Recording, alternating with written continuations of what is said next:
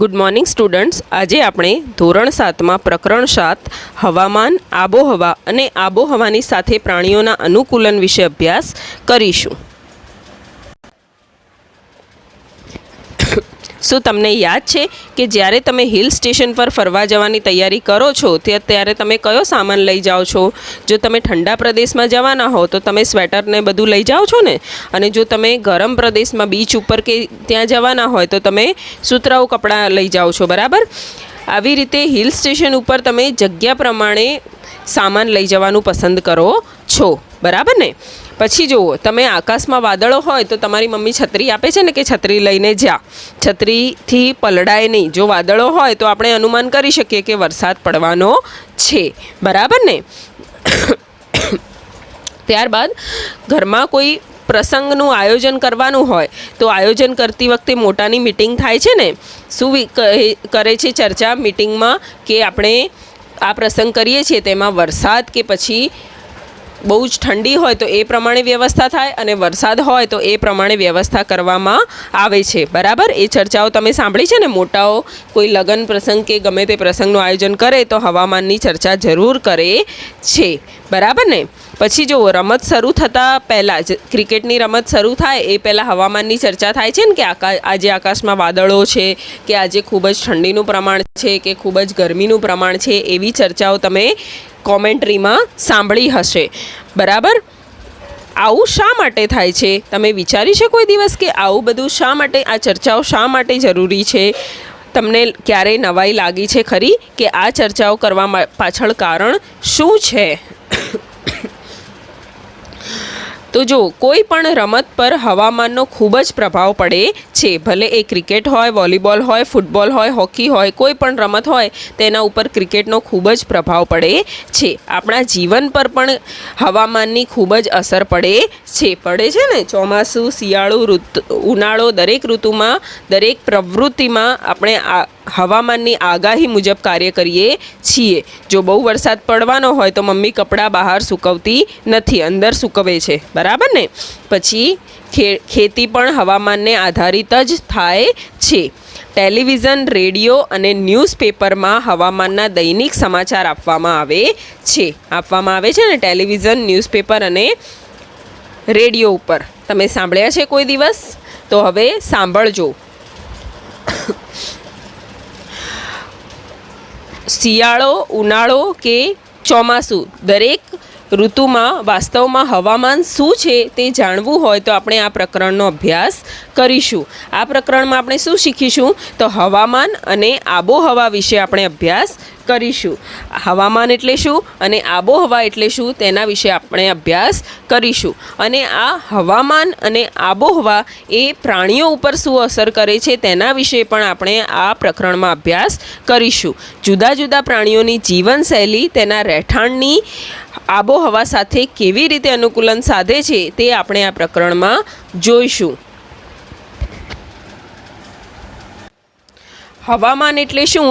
તો હવામાન એટલે શું તે આપણે અહીંયા સમજતા પહેલાં આપણે આ જોઈએ. જો, અહીંયા સમાચાર પત્રમાં એક ન્યૂઝપેપરમાં આવતા હવામાન સમાચારનો નમૂનો આપેલો છે, બરાબર ને? આ સમાચારમાં શું દર્શાવેલું છે? તો અહીં તાપમાન, ભેજ, વરસાદ અને સમય દર્શાવેલો છે, બરાબર? દૈનિક હવામાન સમાચારમાં છેલ્લા 24 કલાકમાં થયેલા વરસાદ, તાપમાન તેમજ ભેજ વિશેની માહિતી આપેલી છે. અહીં ભેજનું પ્રમાણ વાતાવરણમાં કેટલું છે, વરસાદ પડવાનો છે કે નથી પડવાનો, તાપમાન મહત્તમ કેટલું હશે, ન્યૂનતમ કેટલું હશે, ભેજ કેટલો છે વાતાવરણમાં, સૂર્યોદય કેટલા વાગે થશે, સૂર્યાસ્ત કેટલા વાગે થશે, તે બધું જ આ નમૂનામાં દર્શાવેલું છે.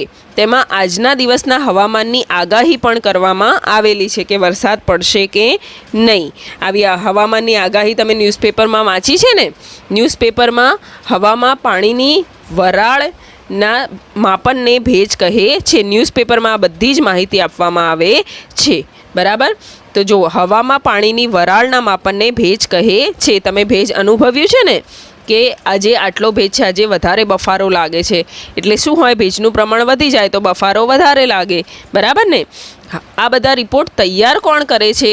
તો તમને ખ્યાલ છે આ બધા રિપોર્ટ કોણ તૈયાર કરે છે? તો હવામાનના રિપોર્ટ સરકારનો હવામાન વિભાગ તૈયાર કરે છે. સરકારમાં જે હવામાન વિભાગ છે આ વિભાગ તાપમાન, પવનની ઝડપ વગેરેના આંકડા મેળવીને ભેગા કરીને હવામાનનું અનુમાન કરે છે. બરાબર. હવામાન વિભાગ હવામાનનો રિપોર્ટ તૈયાર કરે છે. શેના આધારે? તાપમાન, ભેજ, વરસાદ, પવનની ઝડપના આધારે. બરાબર. તાપમાન એટલે શું? તો આપણે શીખ્યા હતા. તાપમાન એટલે તો પદાર્થના ગરમપણા કે ઠંડાપણાની માત્રાને તાપમાન કહે છે. બરાબર ને? તો ચાલો, તમારી પાઠ્યપુસ્તકમાં એક પ્રવૃત્તિ આપેલી છે. એમાં તમારે શું કરવાનું છે? તો સમાચાર પત્રમાંથી છેલ્લા અઠવાડિયા દરમિયાન આવેલા હવામાન રિપોર્ટ કાપીને ભેગા કરવાના છે. બરાબર. એક અઠવાડિયામાં જેટલા બી હવામાનના રિપોર્ટ આવ્યા હોય એ તમારે કાપીને ભેગા કરવાના છે.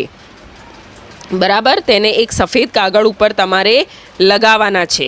બરાબર. એમાં દરેક દિવસની માહિતી તમારે નોંધવાની છે. કઈ કઈ માહિતી ઉપલબ્ધ છે અને કઈ કઈ માહિતી ઉપલબ્ધ નથી. જો તમને તમારા ઘરમાં સમાચાર પત્ર ન મળે તો તમારા પાડોશી કે મિત્રો પાસેથી લઈને પણ તમે તમારી નોટબુકમાં લગાવી શકો છો. બરાબર. નોટબુકમાં લગાવીને એમાં નોંધવાનું છે કે એમાં કઈ કઈ વિગતો આપેલી છે. બરાબર. તમે લાઇબ્રેરીમાંથી પણ હવામાનનો રિપોર્ટ મેળવી શકો છો, પરંતુ આ કોરોનાના લીધે આ પોસિબલ નથી. આથી તમે ઘરે સમાચાર પત્ર આવતું હોય તો, અથવા તમે ટીવીમાં પણ સમાચાર હવામાન વિશેના જોઈ શકો છો.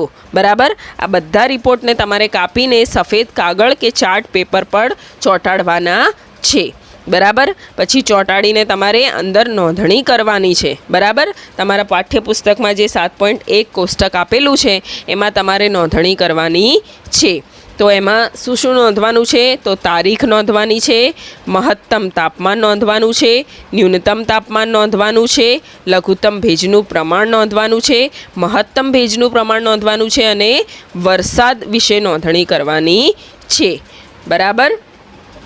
જુઓ, અહીં તારીખ વાઇઝ મેં નોંધણી કરી છે.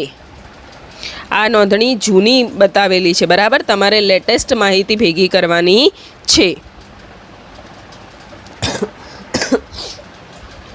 અહીં દિવસનું મહત્તમ તાપમાન કેટલું, ન્યૂનતમ તાપમાન કેટલું, ભેજ કેટલું, મહત્તમ ભેજ કેટલું, ન્યૂનતમ ભેજ કેટલું અને વરસાદ વિશેની આગાહીની નોંધણી કરવાની છે.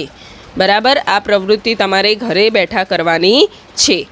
તો તમને શું લાગે છે? અઠવાડિયાના 7 દિવસ મહત્તમ અને ન્યૂનતમ, લઘુત્તમ તાપમાન, ભેજનું પ્રમાણ, વરસાદ બધું સમાન છે?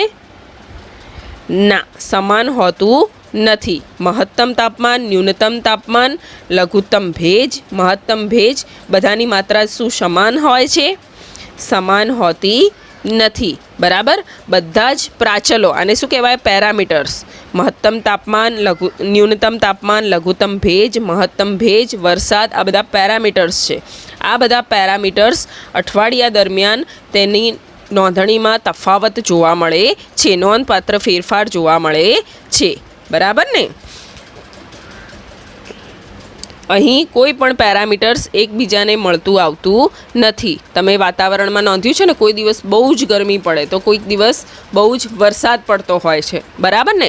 આવી રીતે દરેક દિવસનું તાપમાન, એનું મહત્તમ તાપમાન, ન્યૂનતમ તાપમાન, તેનું લઘુત્તમ ભેજ, મહત્તમ ભેજ, દરેક આંકડા જુદા જુદા હોય છે. જો અહીંયા મહત્તમ તાપમાન 36.2 છે તો ન્યૂનતમ તાપમાન 27.8 છે, લઘુત્તમ ભેજ 54 છે તો મહત્તમ ભેજ 82 છે. બરાબર. એવી રીતે દરેક દિવસના તાપમાનમાં અને ભેજના પ્રમાણમાં, એટલે કે આ બધા હવામાનને લગતા પેરામીટર્સમાં ખૂબ જ નોંધપાત્ર ફેરફાર જોવા મળે છે.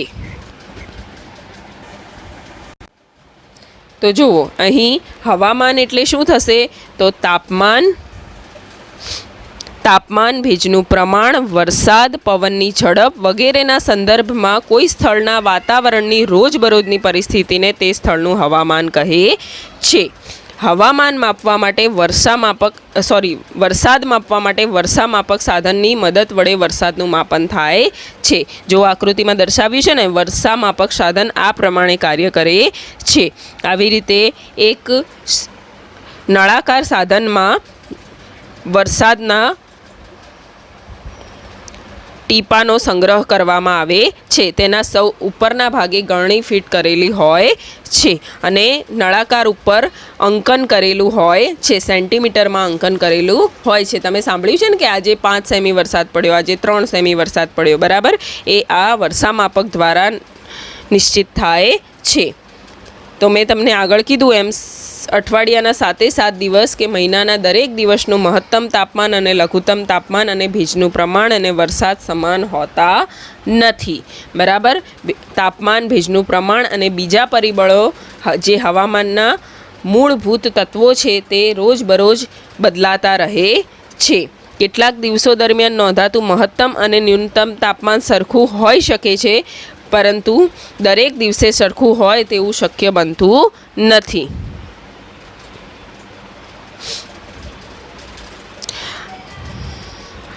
જો કે બધા જ પ્રાચલો કોઈપણ 2 દિવસ માટે સરખા હોતા નથી.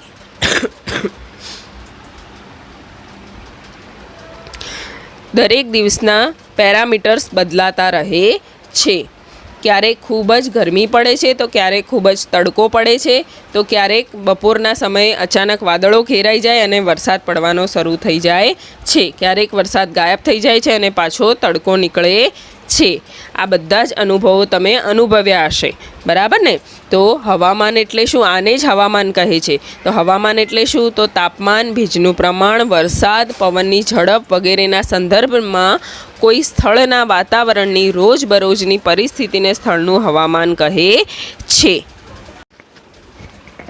તાપમાન, ભેજનું પ્રમાણ અને બીજા પ્રાચલોને હવામાનના મૂળ તત્વો કહે છે. અહીં ગુજરાતનું તાપમાન આપવામાં આવેલું છે. જો મહત્તમ 28, ન્યૂનતમ 24, એવી રીતે કોઈ પણ સ્થળનું હવામાન રોજબરોજ તેમજ દર અઠવાડિયે બદલાતું રહે છે. તેથી જ આપણે એવું સામાન્ય રીતે કહીએ છીએ કે આજે હવામાન ઘણું ભેજવાળું છે, એટલે કે બહુ જ બફારો છે. તો ક્યારેક હવામાન અથવા ગયા અઠવાડિયે હવામાન બહુ જ ગરમ હતું. અત્યારે વાતાવરણમાં ગરમીનું પ્રમાણ વધારે છે. હવામાન એ એવી જટિલ ઘટના છે કે તે સમયના ટૂંકા ગાળામાં બદલાઈ શકે છે. ક્યારેક વાદળો ઘેરાય, તો ક્યારેક વરસાદ પડે, તો ક્યારેક વરસાદ મિનિટોમાં ગાયબ થઈ જાય. કેટલીક વાર એવું પણ બની શકે કે સવારે તડકો નીકળ્યો હોય, પરંતુ બપોરના સમયે અચાનક ક્યાંકથી વાદળો ઘેરાઈ જાય અને ભારે વરસાદ પડવાનો શરૂ થાય.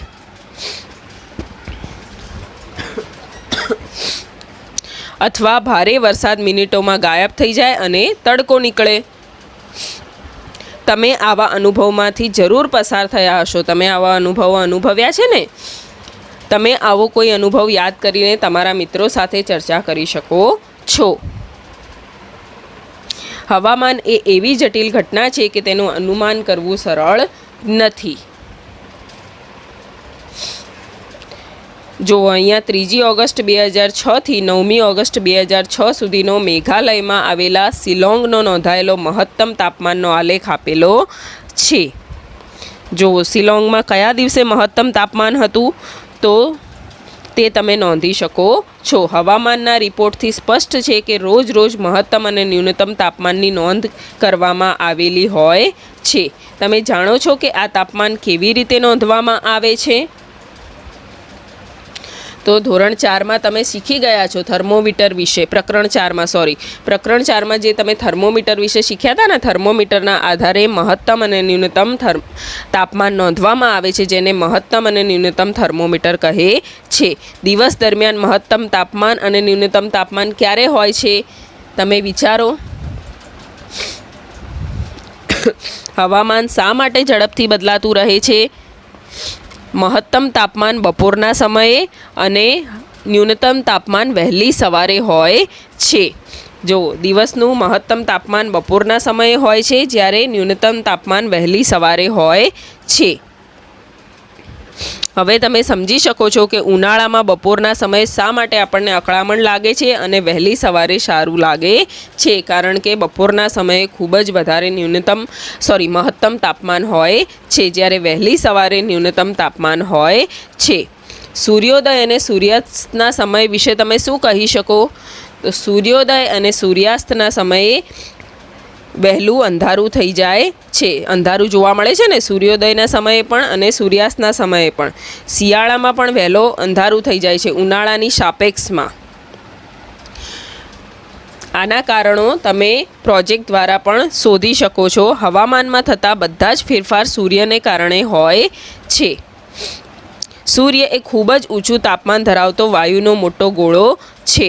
સૂર્ય આપણાથી ઘણો દૂર છે, તેમ છતાં સૂર્ય દ્વારા મળતી ઉર્જા એ ઉષ્મા અને પ્રકાશનો વિપુલ પ્રમાણમાં સ્ત્રોત ધરાવે છે, જે પૃથ્વી પરની તમામ ઉષ્મા અને પ્રકાશનો સ્ત્રોત છે, જે હવામાનમાં ફેરફાર લાવે છે.